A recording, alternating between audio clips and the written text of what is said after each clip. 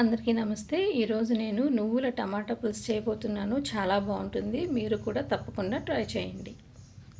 ముందుగా ఒక 5 టమాటాలు తీసుకొని వీటిని బాగా క్లీన్ చేసి వీటిని బాయిల్ చేసుకోవాలి. బాయిల్ చేసిన తర్వాత వాటి పైన ఉన్న తొక్కని తీసేయాలి. ఇప్పుడు ఇది చల్లారిన తర్వాత మనం మిక్సీ అయితే పట్టుకోవాలి. ఈ టమాటాలు చల్లారేలోపు మిక్సీ జార్ తీసుకొని ఒక 10 వరకు వెల్లుల్లి రెబ్బలు వేయాలి. ఒక హాఫ్ స్పూన్ మెంతులు, ఒక హాఫ్ స్పూన్ జీలకర్ర, హాఫ్ స్పూన్ మిరియాలు. ఈ టైంలోనే మీరు అల్లం కూడా వేసుకుంటే వేసుకోవచ్చు. వీటన్నిటిని కూడా మనం గ్రైండ్ చేసుకోవాలి పేస్ట్ లాగా. ఈ విధంగా పేస్ట్లా చేసుకున్న తర్వాత మనం టమాటాలు కూడా చల్లారిపోయి వాటిని కూడా ఈ విధంగా పేస్ట్లా చేసుకోవాలి. ఇప్పుడు స్టవ్ వెలిగించి పాన్ పెట్టి పాన్ వేడెక్కాక నువ్వుల నూనె ఉంటే ఒక 2 స్పూన్ల వరకు వేసుకోండి. నువ్వుల నూనె వేయడం వల్ల పులుసు చాలా బాగా టేస్ట్గా వస్తుంది.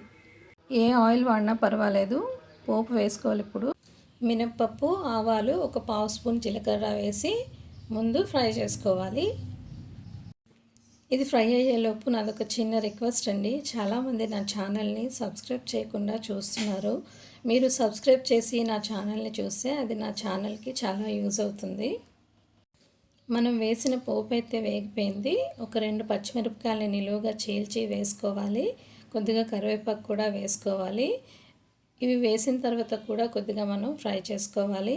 ఫ్రై చేసిన తర్వాత ఒక 2 మీడియం సైజు ఉల్లిపాయలని చిన్న ముక్కలుగా కట్ చేసి వాటిని కూడా వేసి మనం ఫ్రై చేసుకోవాలి. ఈ ఉల్లిపాయలు వేగడానికి టైం పడుతుంది. ఈ లోపు మనం హాఫ్ నిమ్మకాయ సైజు చింతపండు తీసుకొని నానబెట్టుకోవాలి. ఈ రసం చేయడానికి ఎక్కువ పులుపునైతే మనం తీసుకోవసరం లేదు. టమాటాలో కూడా పులుపు ఉంటుంది కాబట్టి. ఇప్పుడు ఈ ఉల్లిపాయలు మగ్గడం కోసం కొద్దిగా పసుపు, కొద్దిగా ఉప్పు వేసి ఒకసారి మనం కలుపుకొని మూత పెట్టుకోవాలి. మూత పెట్టిన తర్వాత మళ్ళీ ఒకసారి మూత తీసి ఒకసారి కలుపుకోవాలి. ఉల్లిపాయలు బాగా ఫ్రై అవ్వాలి. ఇప్పుడైతే ఉల్లిపాయలు బాగా మగ్గిపోయాయి. ఇప్పుడు మనం ముందుగా గ్రైండ్ చేసి పెట్టుకున్నాం కదా, వెల్లుల్లి రెబ్బలు, జీలకర్ర, మిరియాలు, మెంతులు, ఆ పేస్ట్ని వేసుకోవాలి. ఆ పేస్ట్ వేసి బాగా కలిసేంత వరకు కూడా వీటిని బాగా ఫ్రై చేసుకోవాలి. ఈ విధంగా ఇప్పుడు ఒక పావు స్పూను ఇంగువ కూడా వేసుకోవాలి. పులుసులో ఇంగువ వేసుకుంటే చాలా బాగుంటుంది. నేనైతే వేసుకుంటాను. ఇంగువ వేసి ఒకసారి కలిపిన తర్వాత మనం ముందుగా గ్రైండ్ చేసి పెట్టుకున్నాం కదా టమాటా పల్ప్ని, అది వేసి కూడా ఈ విధంగా ఒకసారి కలిపి మూత పెట్టి కొంతసేపు కుక్ అవ్వనివ్వాలి.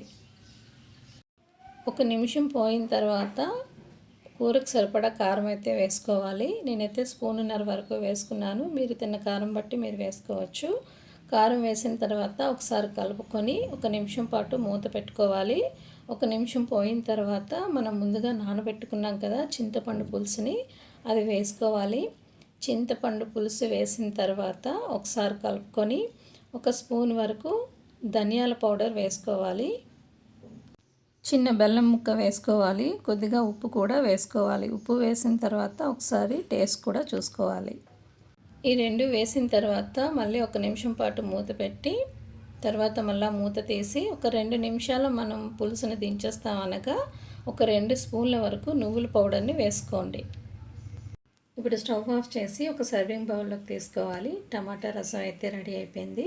ఈ వీడియో నచ్చితే నా ఛానల్ని సబ్స్క్రైబ్ చేసి, లైక్ చేసి, షేర్ చేసి, కమెంట్ చేయండి. Thank you.